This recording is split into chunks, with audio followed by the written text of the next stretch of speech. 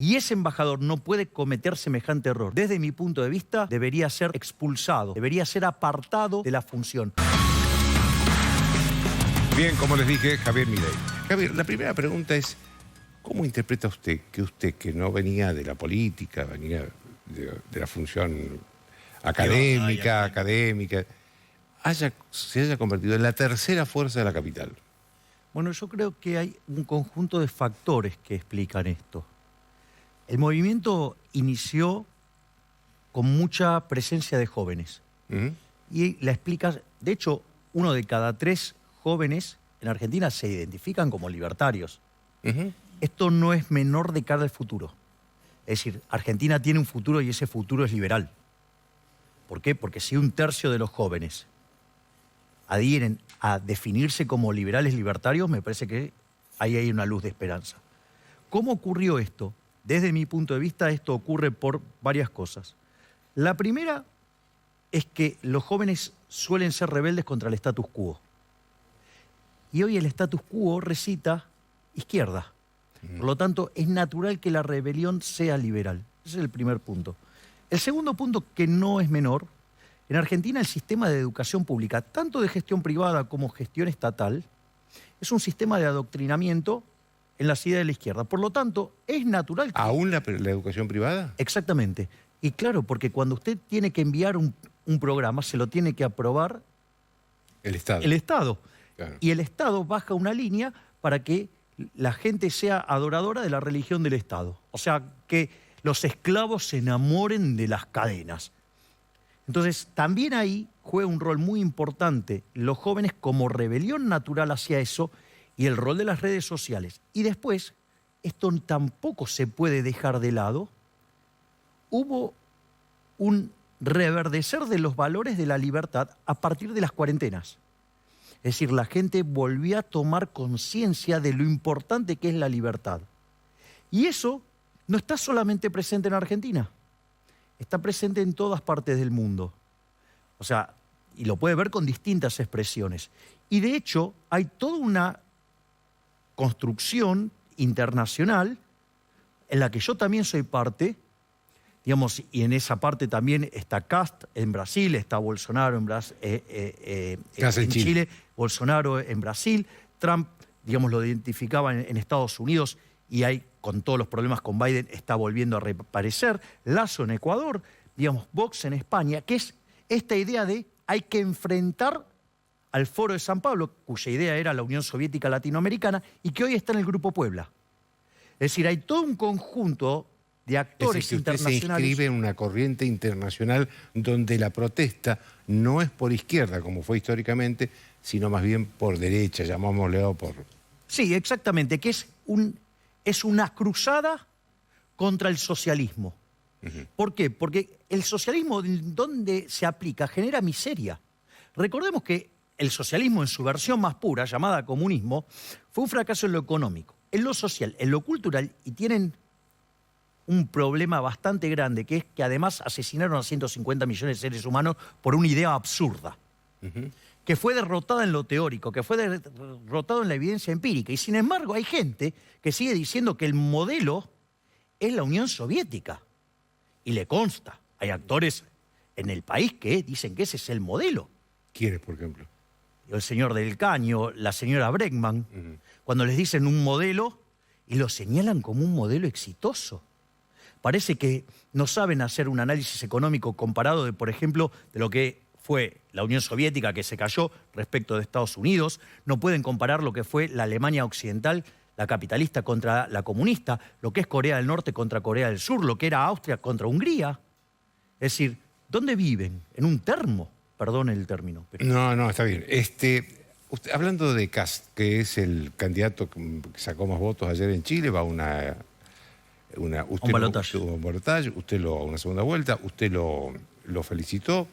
Y justo, coincidentemente, el embajador argentino, Rafael Bielsa, salió y lo criticó durísimamente, hubo una protesta de la Cancillería chilena, tuvo que salir a aclarar el gobierno argentino que eran opiniones personales. En fin, ¿cómo ve eso? Lo veo con mucha tristeza. Primero porque yo tengo una relación de amistad con Rafael Bielsa. Digamos, trabajábamos en la misma empresa y nosotros teníamos largas discusiones filosóficas, obviamente. Él desde una posición de izquierda, yo desde una posición liberal. Un intercambio en el cual yo aprendí mucho. Creo que los dos nos beneficiábamos en ese intercambio. Pero una persona que ha sido canciller y es embajador no puede cometer semejante error. Desde mi punto de vista, debería ser expulsado, debería ser apartado de la función, porque no corresponde que haga esa referencia, además con la experiencia que tiene. Entonces, me parece que ahí...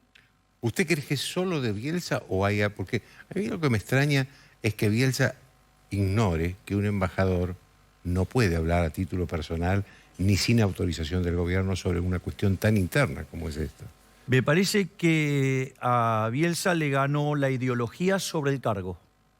Esas cosas pueden pasar en la vida real, que las pasiones le ganen a la razón y cometer ese error. Se cometió el error, tiene que pagar las consecuencias de un error tan grosero. Es más, yo le voy a señalar, o sea, porque alguien puede decir, no, bueno, porque vos sos ultra antikirchnerista. Eso es falso, porque también critiqué a Lustó y a Malcorra cuando salieron a apoyar abiertamente a Hillary Clinton, con el agravante, digo, que no solo que no lo deberían haber hecho, sino que cuando pierde Hillary Clinton contra Donald Trump, Malcorra envía un tuit lamentando la derrota de Hillary Clinton. O sea, también debería haber sido desplazada del cargo. Es decir, lo que quiero decir es que este tipo de cuestiones de las preferencias personales uno no las puede estar mezclando en asuntos de Estado. Me parece que es gravísimo. Por lo tanto, a pesar del aprecio y la relación que yo puedo tener con Bielsa en el plano profesional privado, me parece que es un error extremadamente grave que ensucia al país y por lo cual debe ser desplazado de su cargo. Déjeme que le haga una pregunta sobre cosas que estuvimos hablando, sobre la inseguridad que estuvimos hablando con Patricia recién, que es el tema de lo que pasó en Rosario el fin de semana, muy grave, el mapuche muerto en el Bolsón, que no se sabe cómo lo mataron, pero hay ahí una reacción social de ambos lados muy dura. Lucas González, este joven que fue asesinado acá por la policía. ¿Cómo está viendo este problema? Me parece que el problema de la inseguridad tiene que ser visto dentro de una perspectiva de equilibrio general.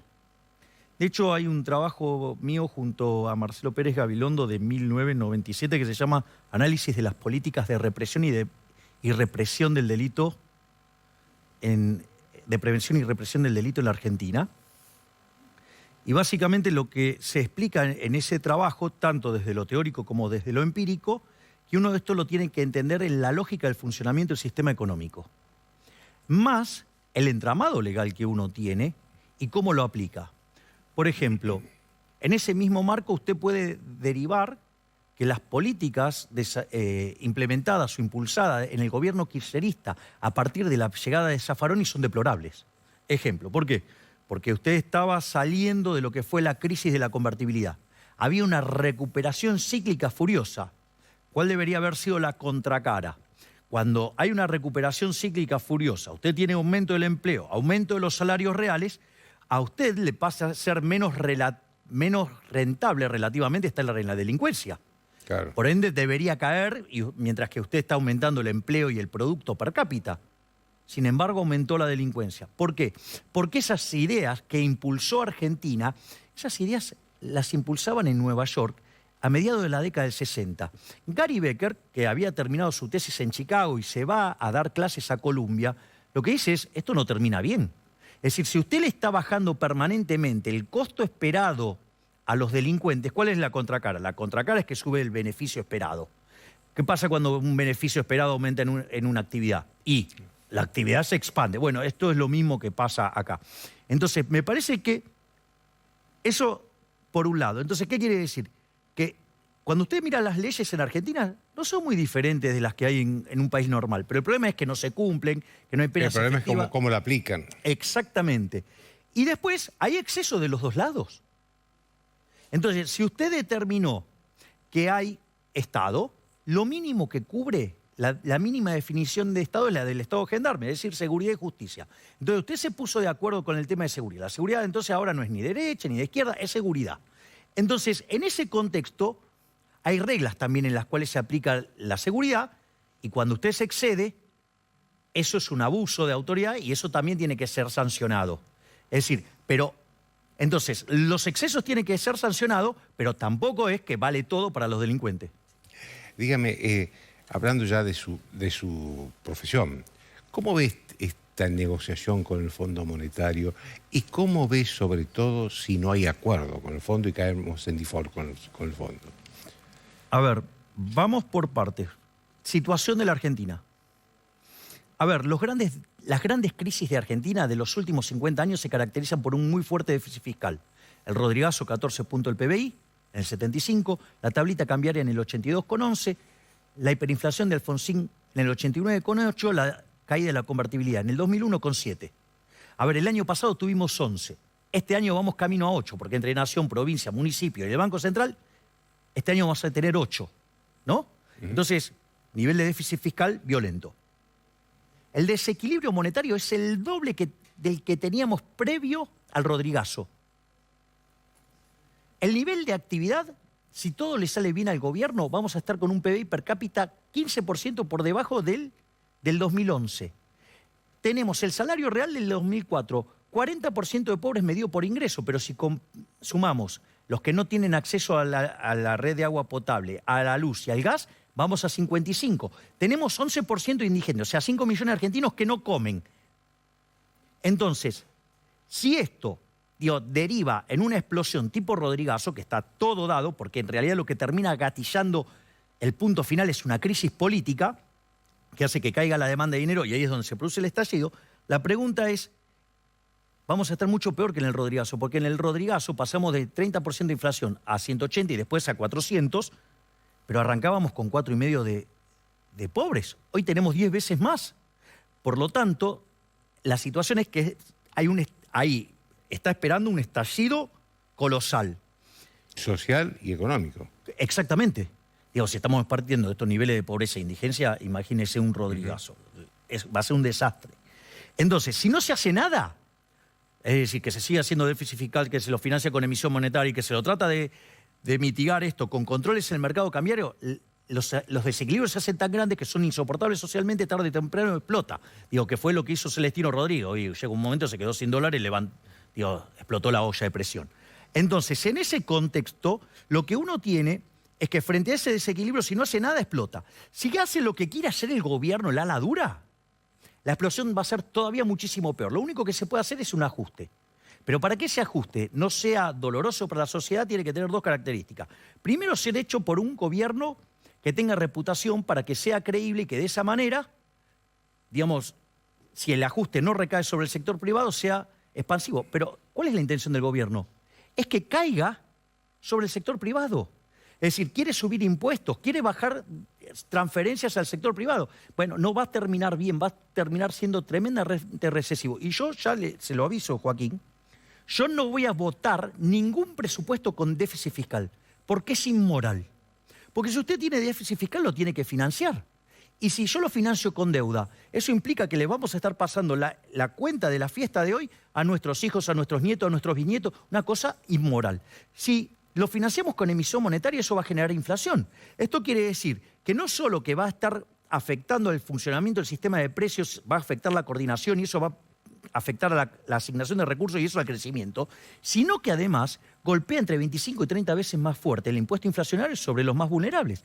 Y si me quieren subir los impuestos, es un robo sobre el sector privado.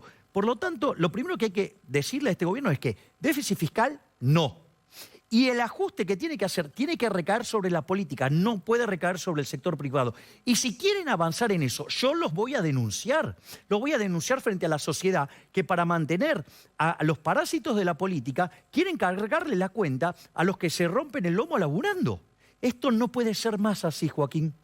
No puede ser más. Argentina desde inicio del siglo XX hasta hoy, ¿sí? Tuvo 17 crisis, 15 son de origen fiscal. Digamos, de esos 120 años, durante 110 tuvimos déficit.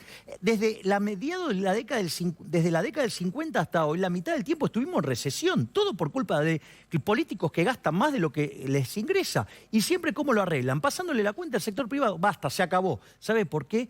Porque hoy, de ser el país más rico del mundo, somos 120. Y si seguimos así, vamos a ser la villa miseria más grande del mundo. Entonces, basta. Se acabó con este modelo de casta que roba.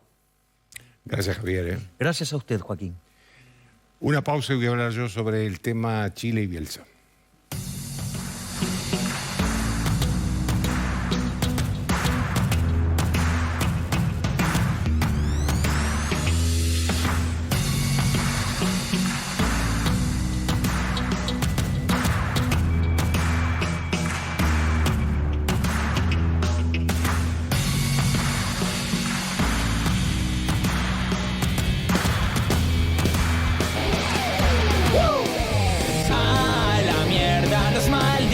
Empresarios, a la mierda, sodomitas del capital.